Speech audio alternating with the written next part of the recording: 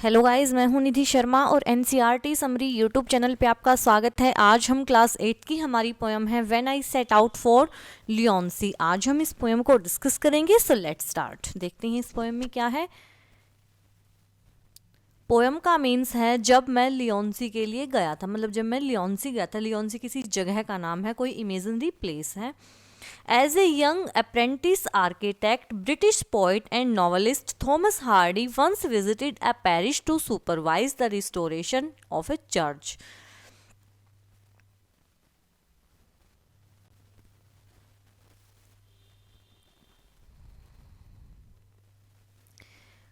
तो ये किसके बारे में, ये थॉमस हार्डी के ही बारे में है कि जब थॉमस हार्डी, जब वो एक यंग अप्रेंटिस थे, आर्किटेक्ट थे, जब वो एक नौसिखिए आर्किटेक्ट थे, वो एक ब्रिटिश पोइट भी हैं और वो एक नॉवलिस्ट भी थे। जब उन्होंने एक बार पैरिश जगह का नाम है जहाँ पे ये चर्च वगैरह होते हैं, तो वो एक बार वहाँ पे गए थे। सुपरवाइज होता है निरीक्षण के लिए, the restoration of A church. वहाँ पे जैसे पहले कोई चर्च बना हुआ था तो उसको रिस्टोर कर रहे थे, तो वहाँ पे वो उस चर्च को देखने के लिए या फिर उसका सुपरविजन करने के लिए जब वो पेरिश गए थे, तो ये वहां से ली गई है story. On his return from the parish, people notice two thing about him, a new glow in his eyes and a crumpled piece of paper sticking out of his coat pocket.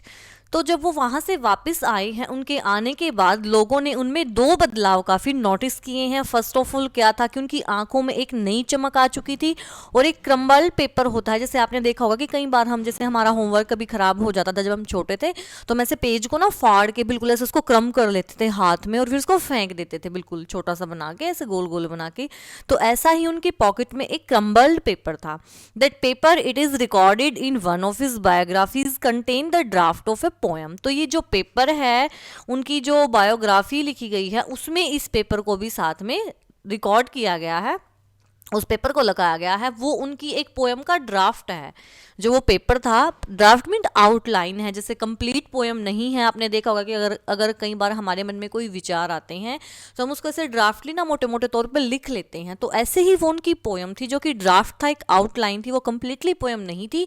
वो जो page था ना, जो उन्होंने ऐसे क्रम किया हुआ था उनकी पॉकेट में था, वो उस पेज पे उनकी पोएम लिखी हुई थी जो एज ए ड्राफ्ट थी। You are going to read that very poem inspired by a visit to a place which the poet calls Lyonsis। तो आप अब इस पोएम में यही पढ़ने जा रहे हो कि वो जो पोएम है वो एक ऐसी जगह से इंस्पायर होकर लिखी गई है जो कि एक, जिसको लियोन्सी कहा गया है। जैसे वो एक्चुअल प्लेस नहीं है, वो प्लेस कुछ और था, लेकिन इस पोएम में उस जगह को लियोन्सी कहा गया है, एक इमेजिनरी प्लेस बोला गया है। When I set out for Lyonnesse 100 miles away। तो इसमें पोइट कहते हैं कि जब मैं लियोन्सी के लिए गया था, वो जहां पे अब वो रह रहा है उससे वो 100 मीलों दूर था। क्या था 100 मीलों दूर? लियोन्सी जगह थी वो जहां पे अब पोइट रह रहे थे, उनसे 100 मीलों दूर थी। The rime was on the spray and starlight lit my loneliness When I set out for Lyonnesse 100 miles away। Rime होती है फ्रोस्ट। फ्रोस्ट मीन्स जैसे जो बर्फ होती है ना, तो राइम होती है फ्रोस्ट, बर्फ जिसको बोल देते हैं। वाज ऑन द स्प्रे, तो नीचे इस देखो मीनिंग दिए गए हैं। स्प्रे मीन्स होता है leaves and branches of tree, ठीक है। तो जो राइम थी वो लीव्स पे और ब्रांचेस पे बिल्कुल ऐसे कवर हो चुकी थी, जैसे विंटर का टाइम था। और जब वो लियोन्सी गए थे, जो उनके जहाँ पे वो रह रहे हैं उनसे वो मीलों दूर था, तो जो राइम थी, जो बर्फ थी, वो हर लीव्स पे और ब्रांचेस पे ऐसे गिरी हुई थी। And the starlight lit my लोनसमनेस, और स्टारलाइट, और जो स्टारलाइट थी, जो तारों की जो लाइट थी, उनके जैसे जो वो अकेले अकेले थे, लेकिन जब वो स्टारलाइट गिरती है, जैसे उनकी लाइट होती है, तो वो बिल्कुल अपना, उनका जो अकेलापन था वो बिल्कुल दूर हो जाता है। When I set out for Lyonnesse 100 miles away, जब वो लियोन्सी गए थे, जो कि जहाँ पे वो रह रहे हैं उससे वो 100 miles दूर है। तो इस फर्स्ट स्टेंजा में पोइट ने यही कहा है कि जब मैं लियोन्सी गया था, तो जो वहाँ पे पेड़ पौधों पे हर जगह लीव्स पे बर्फ़ जमी हुई थी, और जैसे ही जो स्टारलाइट थी, वो जैसे ही उनकी लाइट गिरती है तो मेरा अकेलापन बिल्कुल दूर हो जाता है, मेरी लाइफ में भी एक रोशनी आ जाती है। What would bechance at Lyonnesse while I stood sojourn there. तो कहता है कि वहां पे क्या हुआ होगा, बी चांस जैसे बाई चांस क्या हुआ होगा अचानक से ऐसे वहां पे क्या हो गया, बिल्कुल अपने आप ही जैसे सडनली वहां पे ऐसा क्या हो गया लियोन्सी पे।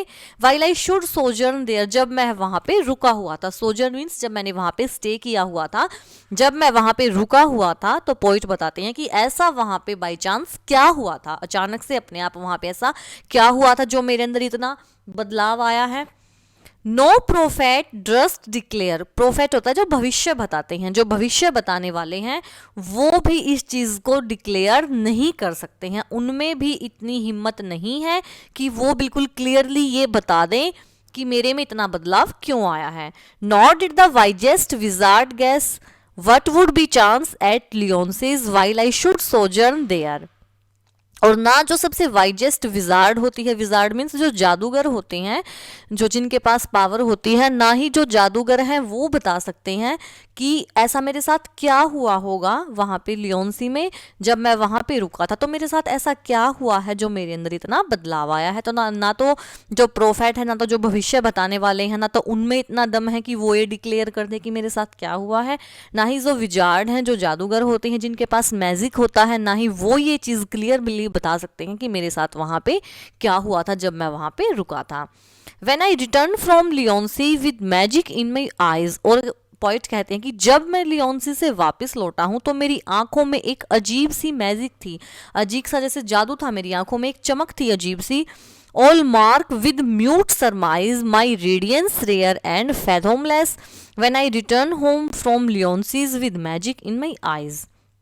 तो वो कहते हैं कि मेरी आंखों में एक अलग सा जादू था, और आने के बाद जैसे लोगों ने सभी ने नोटिस किया है कि मेरे में काफी बदलाव आए हैं। ऑल मार्क विद म्यूट सरमाइज, लेकिन सभी बिल्कुल चुप थे, वो ऐसे सरमाइज, वो अनुमान भी नहीं लगा रहे थे कि क्या हुआ है, क्या हो रहा था वहां पे, कोई कुछ भी नहीं कर रहा था, जैसे कोई बिल्कुल सब सरप्राइज ही थे, कोई अनुमान भी नहीं लगा रहा था कि वहां पे ऐसा क्या हुआ है। माई रेडियंस रेयर, और उनकी जो रेडियंस, उनमें जो ग्लो है वो बिल्कुल अलग थी, एंड फैथोमलेस, और जो उनके अंदर जो डीपनेस थी उनको मेजर भी नहीं कर सकते हैं, so deep that depth can't be measure. तो उनके अंदर जो गहराइयां थी, जो उनमें बदलाव आए थे, उनको मेजर भी नहीं कर सकते थे। जब जो पोइट है वो लियोन्सी से वापस आए थे तो उनकी आंखों में एक अलग ही जादू था। तो हमारी पोयम के पोइट हैं थॉमस हार्डी। आई होप आपको ये पोयम काफ़ी अच्छे से समझ आई होगी। अगर पोयम अच्छी लगे तो कमेंट बॉक्स में कमेंट जरूर करें, और वीडियो को लाइक करें, शेयर करें, चैनल को सब्सक्राइब करें। कल फिर मिलते हैं एक नई वीडियो के साथ, तब तक के लिए बाय बाय।